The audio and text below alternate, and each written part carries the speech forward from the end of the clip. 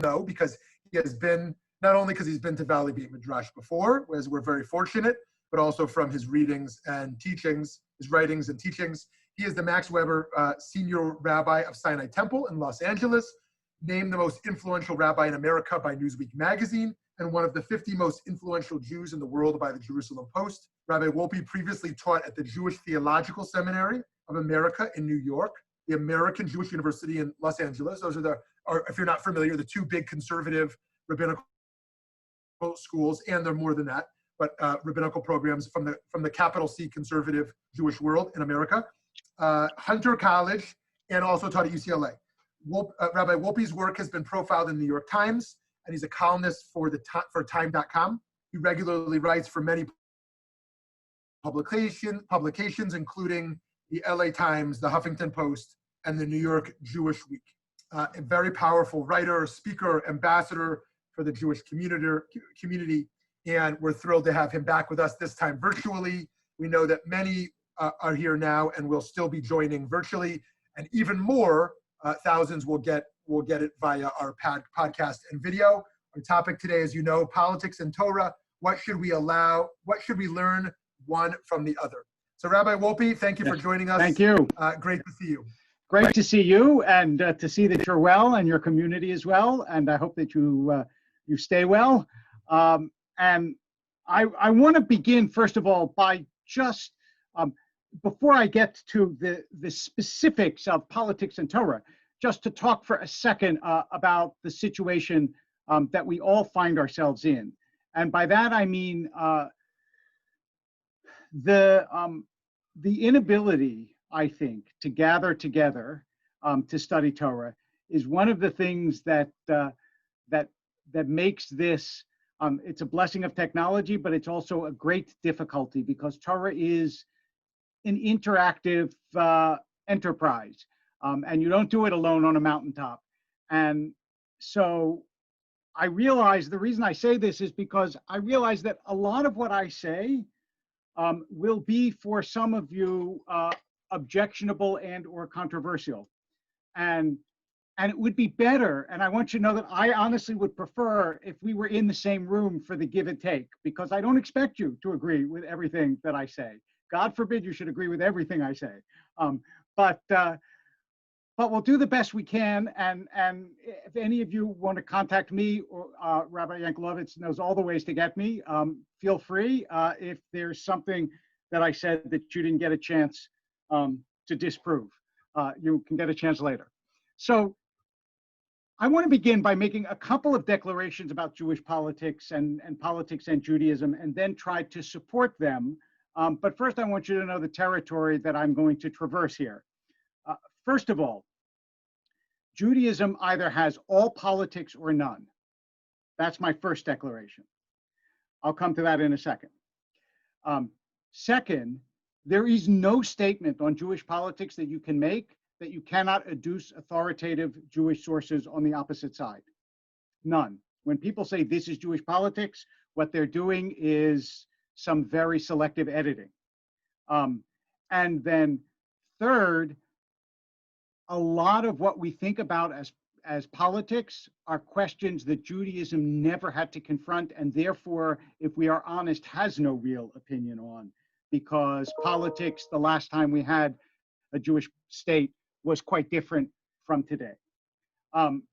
So let me start with the beginning, which is to make a distinction that some Jews are not entirely aware of, but we ought to be aware of. And in this, by the way, Judaism is much more like Islam than it is like Christianity.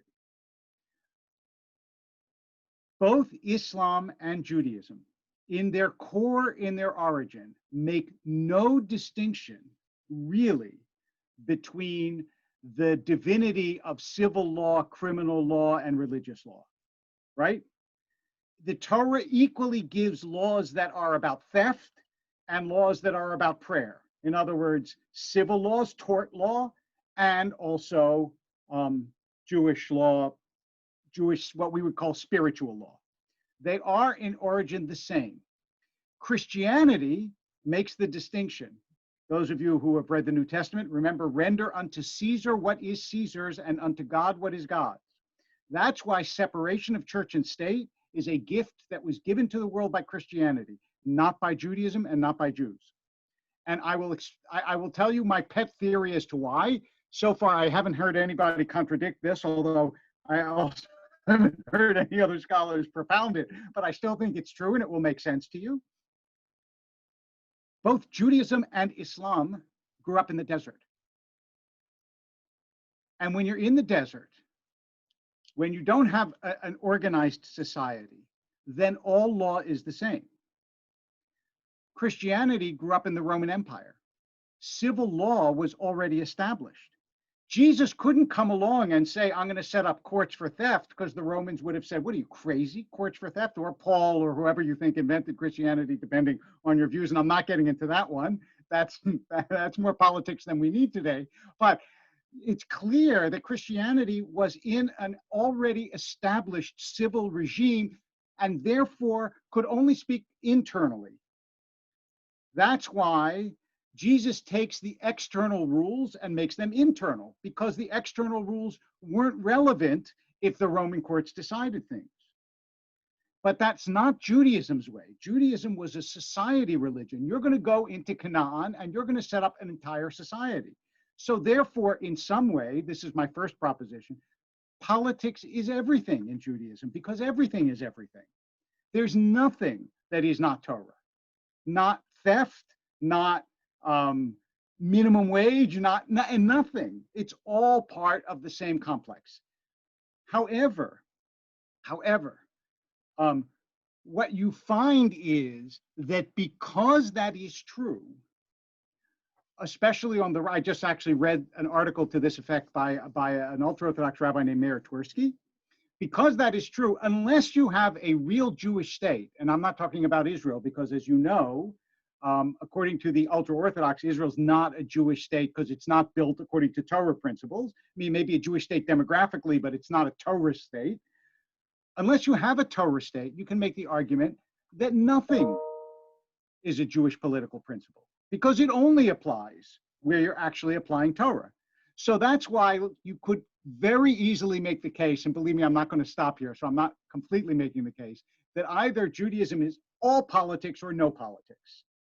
And Jews ought to be aware of this, because they ought to be aware that Judaism's origin and Christianity's origins were very different, and it's part of the reason why their constitutional makeup is also different. It's why if tomorrow Rabbi Yanklowitz and I have a phone call and we both say, you know what, we decided we don't believe any of this Jewish stuff. We don't believe any of this Torah stuff.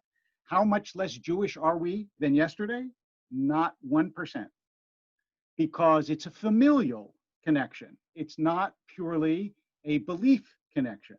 In Christianity, though, if you believe, you're part of the Christian community. If you don't believe, you're not, because it's not familial. It grew up in different ways and has a different standard. So that's relevant to politics, and it's also just interesting to think of Christianity and Judaism differently. It will allow you to understand why you can get a couple, as every rabbi has had, in your office, and the non-Jewish partner will say, I don't understand. His parents don't observe keeping kosher, they don't go to synagogue, they don't observe the holidays, and they still don't feel good about me. Why is that? And the answer is, in a Christian context, it doesn't make sense. But in a familial context, it does make sense, because there's a different identity that is not only a religious identity. And that's why you have secular Jews, which makes sense, but it doesn't make sense in other traditions. Okay, with that background now, let's talk about politics in Judaism. One of the things that is uncomfortable for the left is that those who are most versed in Torah tend to be on the right. And therefore, for Jews on the left to say, it's not Jewish to be on the right part of the political spectrum, you have a real difficult hurdle to overcome, because these are the people who study Torah all day long, every day, and they're on the right. For people on the right, there's a hurdle to overcome, because those who, first of all, enact what we might call the mandates of the prophets, which is when Jews spoke society-wide to Jews, right? That's what prophets do. and those who tend to have an effect in the world, which is what Judaism is supposed to do, are on the left. So they both have their yichus, as we say. They both have their merits, okay? And I think that it's worth exploring that a little bit more to understand why we have politics on the right and on the left in the Jewish tradition and what they mean. One of the things that has happened in modern times, and we should be aware of it, is that almost nothing transcends politics, maybe nothing in some people's view. And that's partly because cultural space has evaporated. Nobody reads the same books, nobody watches the same movies, nobody listens to the same music. It's all balkanized, it's all indifferent. The only thing we all have in common is politics. And so politics has rushed in and taken up all this space that other questions and debates used to take. And therefore, what you find is that people who ought to have other allegiances and ideas are subsumed by politics. I know, and you know, that if I talk from the pulpit about politics, or I put it on my Facebook page, or I put it on Twitter, it's going to get much more reaction than if I talk about something less important, like, say, Judaism. And that's the reality of our world. Therefore, what you find is characteristics and qualities that ab initio, from the beginning, you would think would not be possible for people to overlook, such as the character of the current president, which you think people on the right would never be able to overlook, or evangelicals would never be able to overlook. It's the same dynamic, becomes much less important because other interests predominate and political allegiances predominate. On the left, you would think you could not possibly support, first of all, there are questions about Israel, but also just certain political positions that the truth is you can't make a Jewish claim for them. So it is an absolute sanctified certainty on the left that abortion on demand is a Jewish principle. And I got to tell you, you can scour the Jewish sources back, forth, up and down, and you will never find a mandate for abortion on demand. The best you can do is the health of the mother. And then if you want to make the health of the mother, the mental health of the mother, okay, you can't make it the inconvenience of the mother, not according to any possible Jewish source.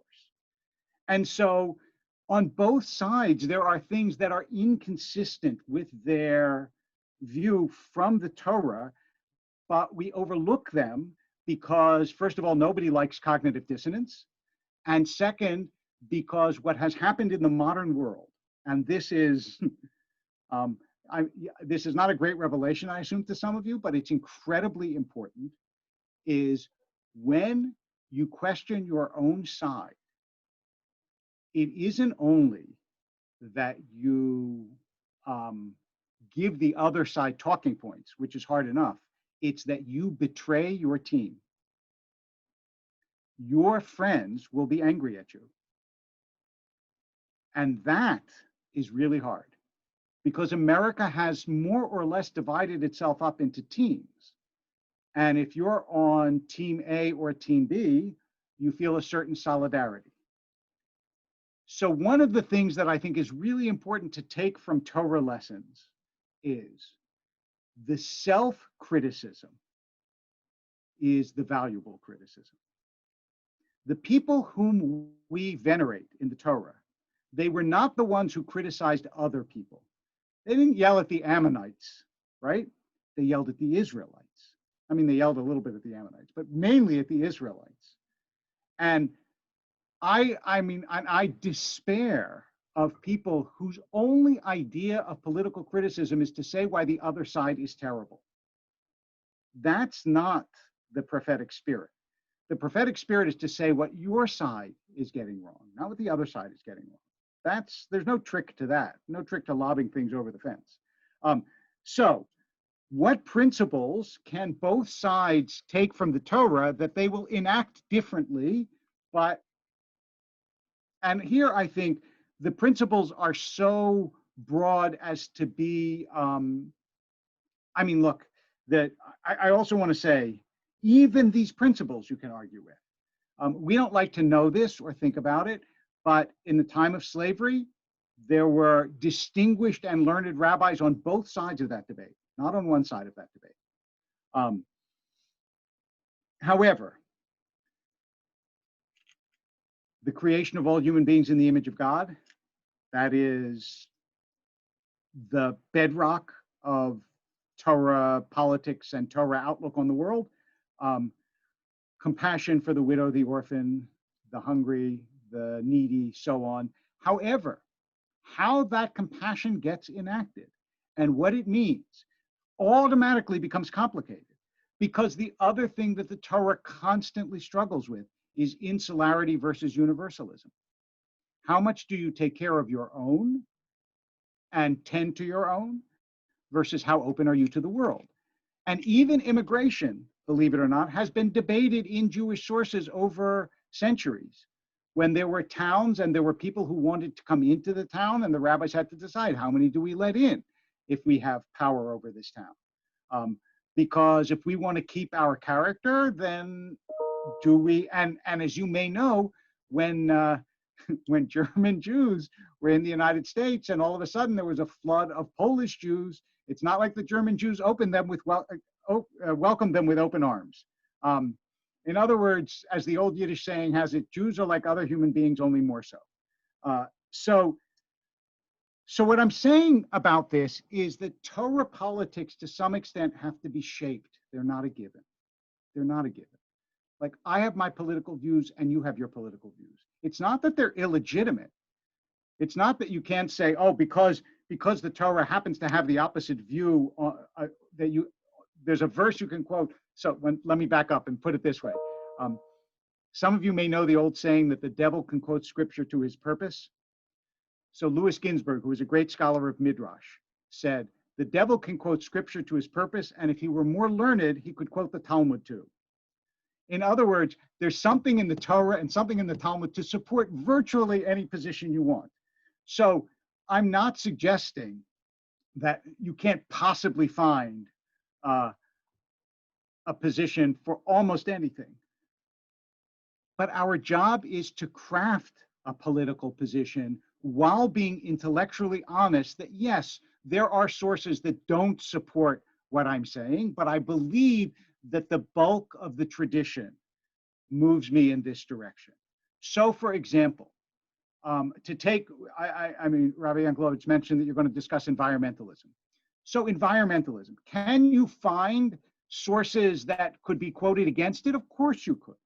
But can you say that the bulk of the tradition is God gave us this world and made us stewards of the world and we have to take care of it? I think that that's eminently defensible, right?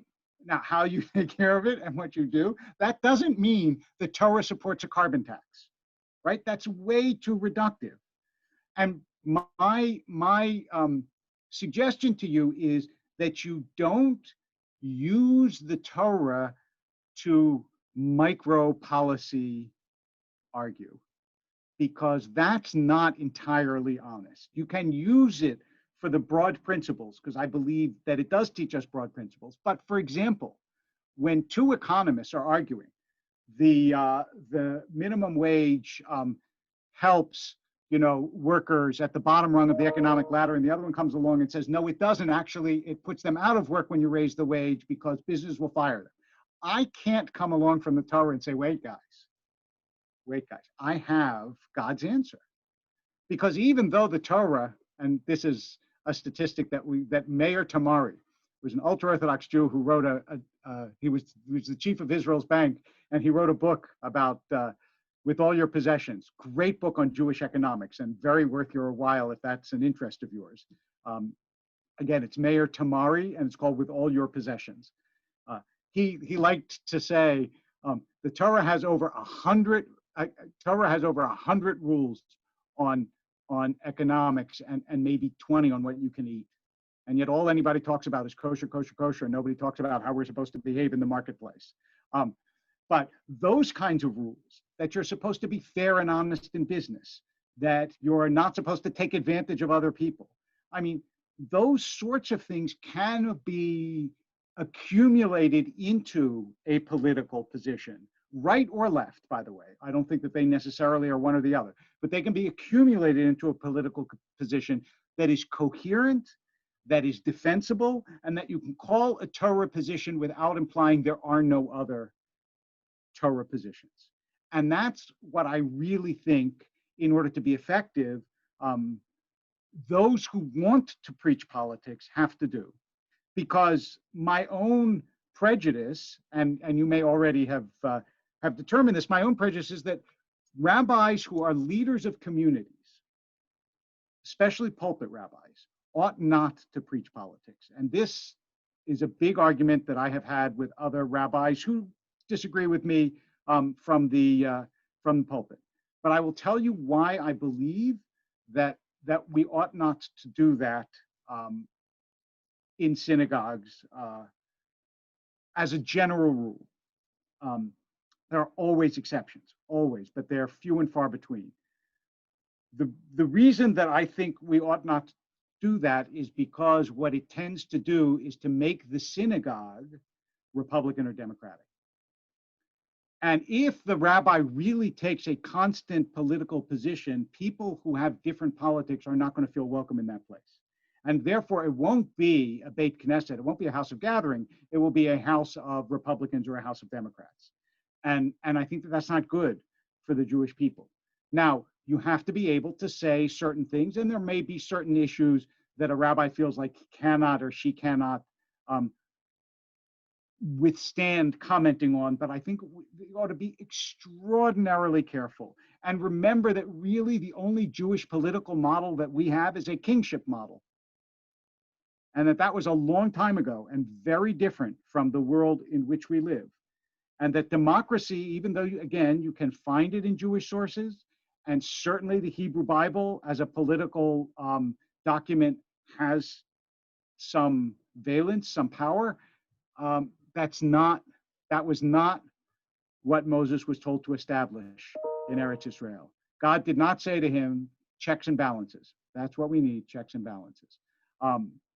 So, having said that, let me just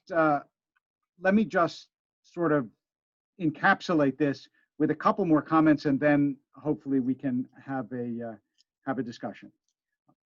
The great Jewish political question and divide is something that I alluded to before that I want to elaborate on a little bit now, and that is particularism versus universalism. The problem with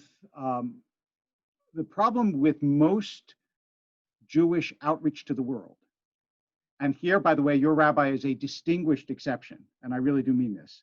The problem with most Jewish outreach to the world is that the people who do it aren't seriously Jewish. And the problem with most people who are seriously Jewish is they don't reach out to the world. So what you get in the public sphere is people who don't know really what Judaism teaches or says, or don't represent it in a serious way, but will make declarations about what's Jewish and what's not, or won't, for that matter, make declaration about what's Jewish and what's not, and their Judaism doesn't matter. But the particularists who know Judaism very well tend to be also the insular. And the difficulty of this, and by the way, this is to a great extent, although not as much, true even in Israel. If you look at the politics, the people, the politics, generally, politics tends to be those who are less Jewishly learned. In fact, it is hard to think of a leader of Israel, a prime minister of Israel. Ben Gurion knew the Bible quite well, but disdained the Talmud. It's hard to think of a leader of Israel. Maybe Begin Shamir knew a little bit more, but who was seriously learned and thought of the Torah as opposed to the Jewish people as their guidepost to leading, because that combination of serious Judaism and serious outreach is very difficult to do, but if you ask me what is the ideal of Jewish politics, and Rabbi Yankelovitz began this session by mentioning the late Rabbi Sachs, whom we both admired and both had critiques of, both because we're Jews. And as you know, you can't admire somebody without a critique, otherwise you're not Jewish. But he was an example of somebody who was seriously steeped, obviously, in Jewish sources, and yet sought very systematically and significantly to reach out to the world. But it is a rare phenomenon. It's all too rare, unfortunately. And that's because if you're going to do that, you have to be fair. And by the way, Rabbi Sachs tried very hard to stay out of politics, except for Israel.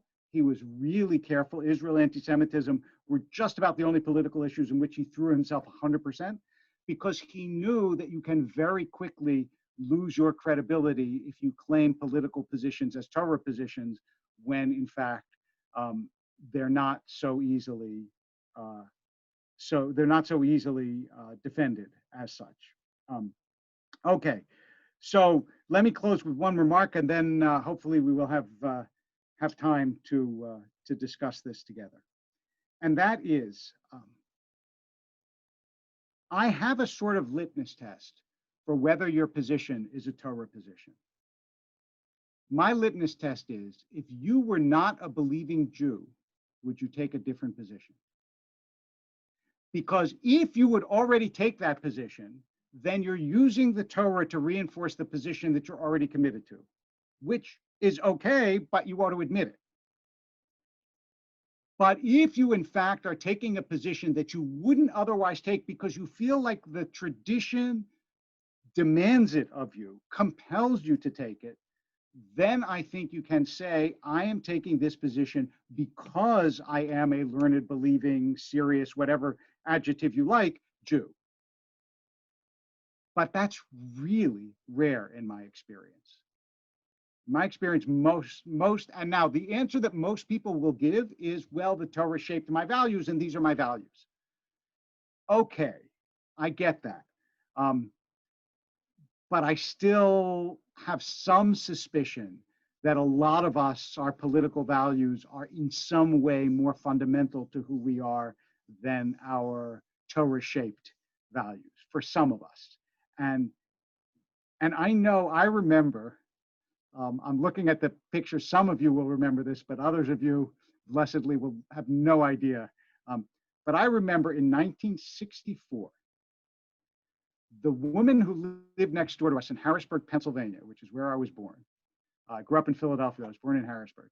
The woman who lived next door to us, Mrs. Dunlop, I want to say a blessed memory, but we really didn't like her, because when we hit a baseball into her yard, she would never throw it back. She would keep it.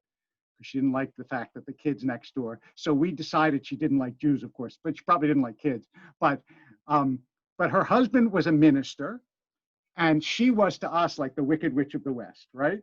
Because we were little kids. They had a Goldwater sign on their lawn. And when Johnson won, I happened to be outside when I saw her tear up the Goldwater sign. And for me as a kid, it was like the victory of justice over evil. Nothing less than that. I remember it that vividly. I was a little kid. I remember it that vividly. And that tells me a lot of kids all over America are having that experience in one way or another. And our political values are so deeply rooted in our childhood experiences that to shape them by Torah is a real enterprise. It is a worthy enterprise, but it is a difficult enterprise. Finally, the great Torah value is that the world is superintended by a God in whose ways we are supposed to walk. So nobody is less than anyone else, not in ultimate value. What we have is a blessing, and you are supposed to earn as much as you can, not money, I'm talking about in this world, goodness in this world and so on.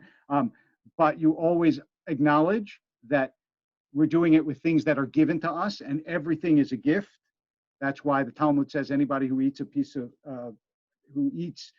a piece of fruit without saying a blessing is a thief, because that's the price you're supposed to pay for the gift you were given. And that attitude of combined gratefulness and respect due to others, I would say that that is the most important foundation for Torah politics. And therefore, how we speak about one another is of enormous importance and value. And that has become a profound challenge in our day, not only in our day, but in our day. So those are at least a few of my reflections. I'm more than happy to take comments or questions or objections. Thank you, Rabbi Wolpe. Thank you very much for that opening presentation. Incredibly articulate, as always. So we have 25 minutes. I'm going to ask the first question, and then I see a number of questions are already coming into me over here as well, which I will get to. So I guess my first question would be, who do you see either alive now or from the just 20th century American Jewish life, who you think did it the best, who actually did speak politics from a place of deep Jewish integrity and accuracy and nuance? What would you see as the best model? And then as a counterpoint, without naming anybody, what do you see as the worst model that you have seen that you think is quite destructive, either current or in the past? Again, without naming a person, but as what that model looks like. So, and then a third piece, and then just a last piece to that. Everybody kind of celebrates Heschel as this great model. Rabbi Abraham Joshua Heschel is this great model of marching with Martin Luther King and politics and prophecy. And how do you understand his legacy and his political legacy in this regard? So that was great, because the answer to your third question is the answer to your first two. The best and worst model is Heschel.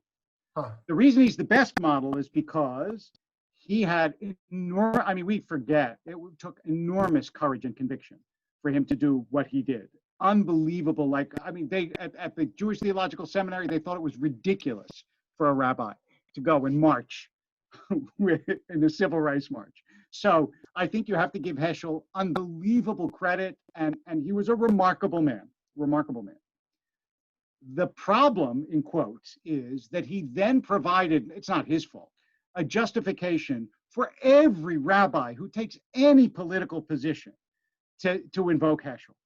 And I honestly, it's like, I don't mean to say, this is going to come out stronger than I am sick and tired of people saying, I take this position, don't you remember about Heschel and the Civil Rights Movement? And I want to say that was the Civil Rights Movement, for God's sake.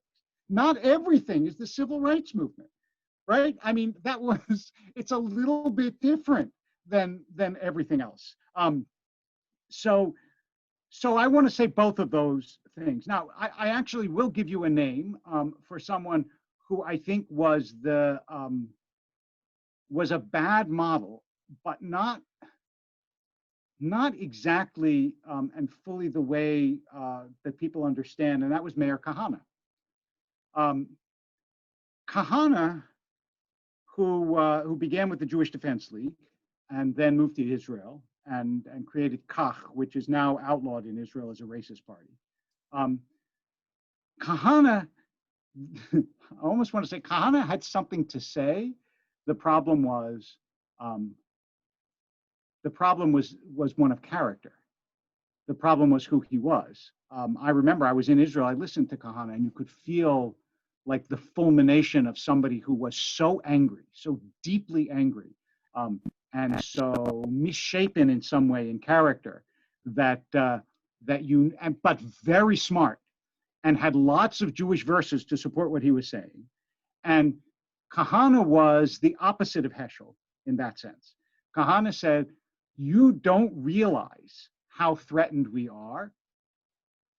And if Jews don't awaken to the threat that exists, they're going to be sadly surprised, as they were in Germany. And people didn't want to hear that at first.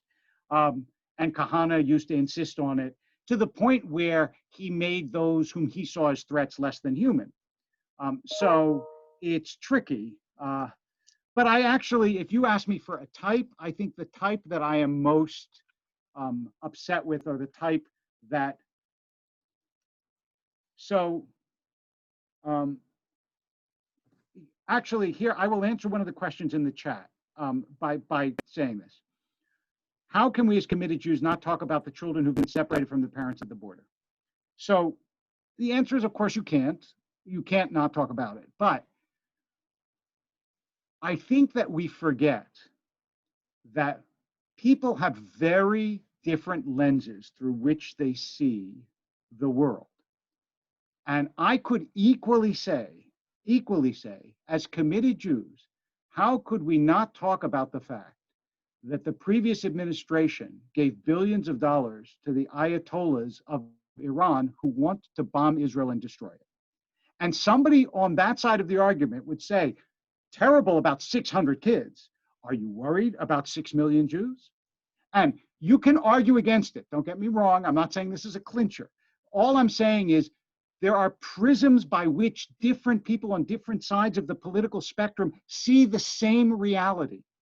And until we understand that someone else, I read recently an article about all the things that someone objected to in Obama's administration. I have to tell you, I'd forgotten or wasn't aware of half of them.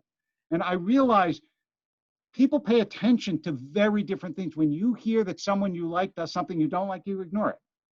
But when someone you don't like does something, you know, I don't want to get into particulars, but it's really hard. It's really hard to be able to hear the other. It's really hard to be able to hear the other, especially now. So that's why I really value those who criticize their own side. We all know the criticisms of the other side. The question is, what in your position is bad? What in your candidate is bad? That's the moral quality of someone. Your morality doesn't impress me if you're always attacking the people you disagree with. We all do that, and that's easy. But what about the people we hold dear? So if you're going to ask me about the person you don't like, I'm more than happy to tell you, you know, the areas in which I agree with you. But I'm much more interested in what you don't like about the people you like. Okay, here's a question from our friend Ellen. What about the broad principle of the sanctity of life in the Torah with regards to the science of mask wearing during the pandemic? How can we use the wisdom of the Torah to find common ground on this now, unfortunately, very politicized issue? And shouldn't our spiritual leaders at least promote this? Okay, so I'm going to come to masks in 1 second because it's a great question. But before we do, when you talk about sanctity of life, you just reminded me of something I had intended to say and didn't want and forgot to, but it's really, I think, illustrative of this whole debate. Capital punishment. Most Jews oppose capital punishment. The Torah gives warrant for both, but clearly you cannot say the Torah is against capital punishment. You just can't, because it warrants death for all sorts of offenses. So you can go to the Talmud where Rabbi Akiva says, you know, if I was the head of the Sanhedrin, there wouldn't be a capital punishment like once in I don't remember how many years. And Rabbi Shimon ben Gamliel says to him, then you would increase murderers in Israel. In other words, you don't have the capital punishment, then murderers increase. There's a beautiful example of you have the right and the left, both sides in the Talmud arguing with each other. You can't say only one side has the goods. So I want you to know, by the way, I did give a sermon telling people to wear masks, so I can hardly say that you shouldn't. But I didn't do it as a spiritual value. I did it because it seemed to me that the best experts in the field said that you should do it, right? And the people who don't do it, it's not because they don't value life. That's the problem.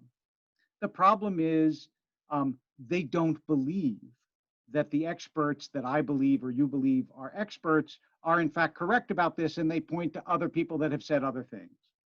And that's why it's become politicized. So I was on a Zoom the other day with a group that I'm with, the guy who used to be the provost of the University of Chicago, and now he's the head of the Vanderbilt in Nashville. And he said, you won't believe what a different culture it is from Illinois to Nashville. He said, here, mask wearing, it's like nobody wears masks outside. He said, they just don't do it. And it's not like the infection rate is spiked here and in Chicago it's nowhere. He said the culture is different, and the culture is different in every state. So when we, from our own enclave, say, why don't people respect life and act like I do? The answer is they do respect life, but they really disagree with the orientation that we have. And that's why it is so unbelievably important for people to have friends of all political orientations, because otherwise we caricature each other.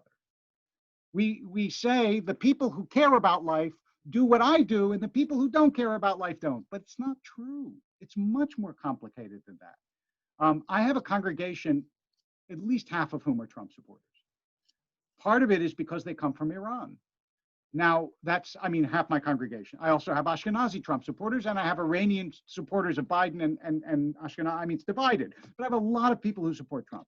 Now, what am I going to say? What do you know? You only grew up in Iran. I grew up in Philadelphia. It's a different experience of life. And I have to listen to them and learn from them, even if I disagree with them. So I think that's, I mean, that's sort of my bottom line about this. But yeah, wear a mask. Great. So from our friend Judy, but aren't voting rights and equal access to voting an example of an inherently Jewish value, i.e. the recognition of equal rights of individuals? Yes, absolutely. But again, nobody will say to you, I'm against access to voting rights. They'll say, I want to make sure to prevent voter fraud, so I want this to be done and that to be done and that to be done and that to be done. That's what will happen. And so let me give you an example of something I heard this morning from somebody. I listen to podcasts right and left. This may not surprise you, right? Because I always want to hear what the opposite sides are saying. And so I have a good friend, and I've written for the magazine before, Commentary, which is a right-wing magazine, John Podhoretz. And he said 67% of Democrats believed in 2016 that Russia had stolen the election from Hillary Clinton. Now, 70% of Republicans believe that voting fraud stole the election from Trump. He said, but what you hear from both is, how could you say what you say, right? Because we are just and you are unjust. And we forget how universal these things are, because both sides really want to win. They really want to win. And so we believe our own narrative and we disbelieve the narrative of the other. I include myself, by the way. One of those narratives I believe and the other one I don't. But we should just constantly keep in mind that nobody goes around saying, I shouldn't say nobody. There are bigots on all sides, right? There are bigots on the far left, there are bigots on the far right. I'm not making an equivalence, but there are, okay? And there are some people who don't want this group or that group to have votes. No question about it. We live in a country that has racism and that has anti-Semitism. I don't have to tell you. It's all true. But most people really do think that the position that they are promoting is right and good. They don't think it's racist and cruel.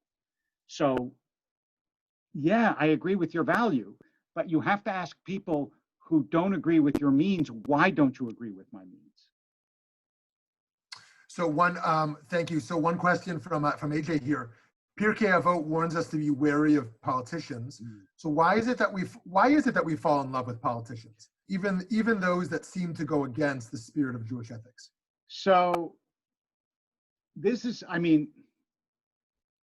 a fascinating question. I'm going to recommend to you 8 minutes.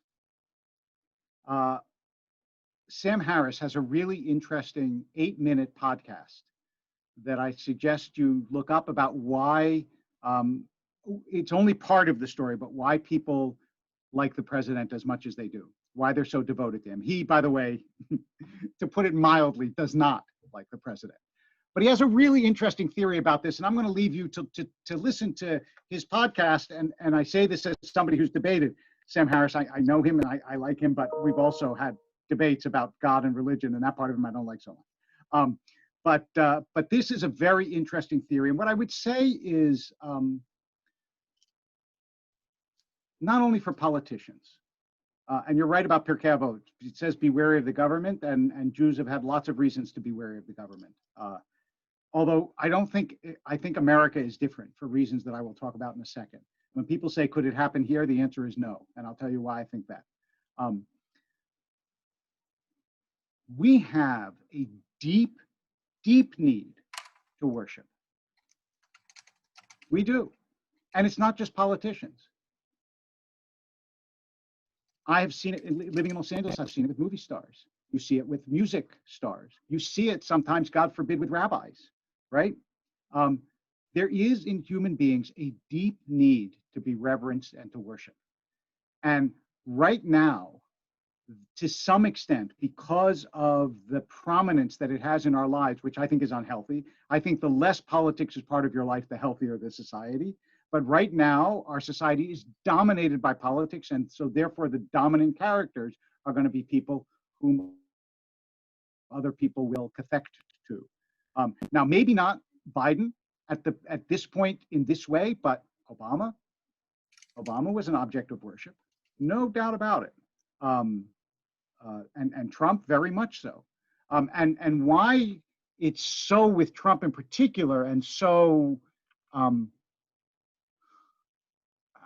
and stands out so much, I think Harris has a good take on that I'll let you listen to. But the other thing about what makes America different, especially for Jews, and this goes back to the quote from Pirkei Avot that we should be afraid of the government. It's not that Americans are better people than other people, or it's not that we have a constitution, other countries have constitutions, and on and on and on. But for most of Jewish history, there were Jews and Germans, Jews and Russians, Jews and Poles, on and on and on. That's not true in America. It's such a heterogeneous society that there are Blacks and Latinos and Jews and Muslims and Christians and Catholics and on and on and on, and Buddhists. And it is the very non-homogeneity of America that protects Jews far more than anything else. Are there people on the left who don't like Jews? Oh yeah. Are there people on the right who don't like Jews? Absolutely. They don't like each other as much as they don't like us. But the broad swath of the middle has accepted the fact that there are lots and lots and lots of different kinds of groups, which is, by the way, why in surveys, Jews are also the most admired group in America.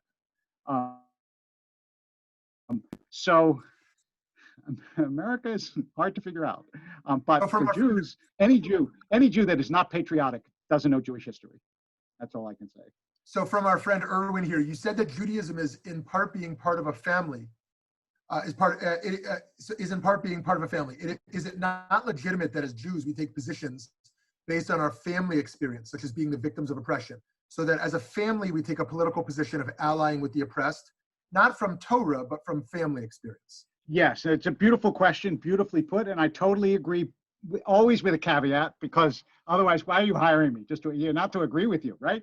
You say, let's bring him so he can disagree. I agree with you completely, except it's like Rabbi Twersky, not the one I quoted earlier, Rabbi Avram Twersky used to say in the yeshiva, his teacher would say to him, you're right, you're 100% right. Now let me tell you why you're wrong, right? So same thing, you're completely right, except that what you can say is from our own tradition of being like oppressed, we are very aware of the dangers of anti-Semitism.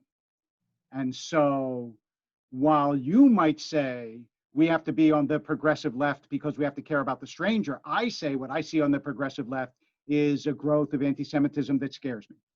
So you can get different things from the same family experience, right? And it depends what it means to be on the part of the oppressed. I mean, I hear people talk about the oppressed all the time. Are they talking about the poor whites in Appalachia? They're oppressed. So it depends on your narrative.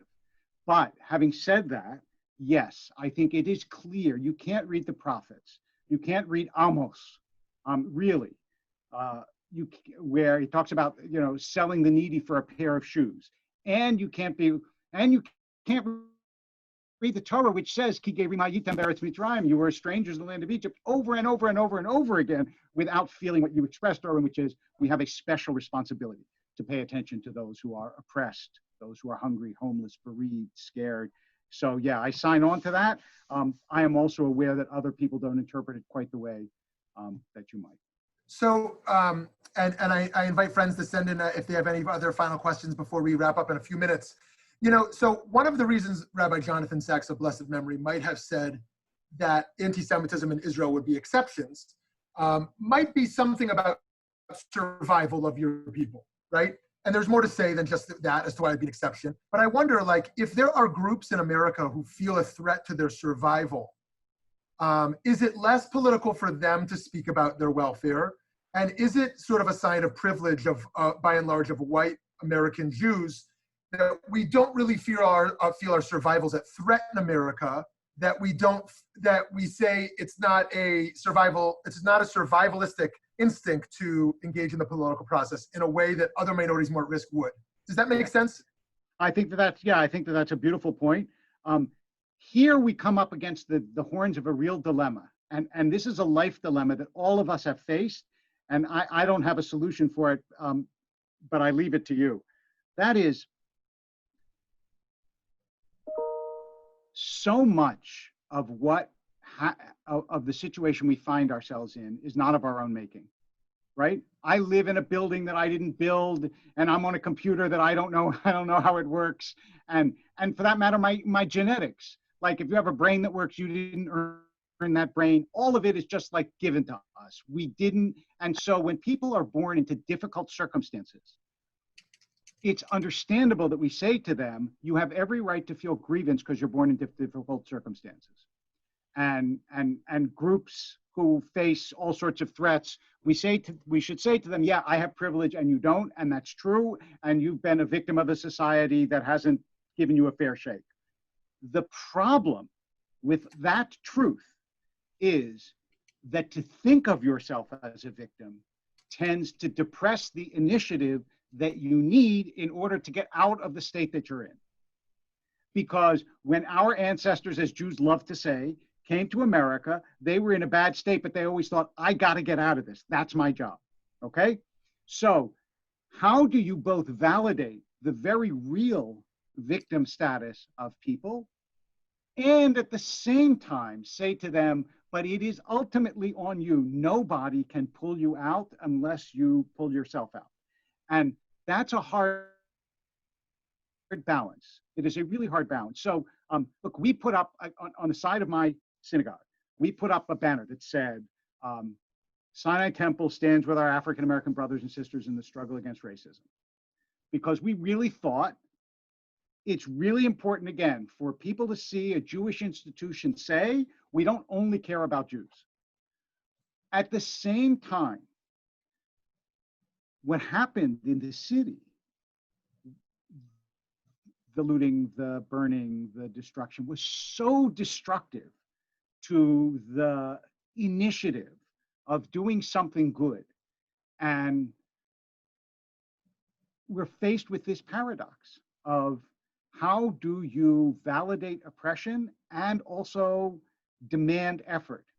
And that's hard in an individual level. It's hard with individual human beings when somebody's, you see this at every time somebody is sick or somebody has had a loss, you both want to say to them, yes, it's a terrible thing you're at. Now you have to pull yourself out of it.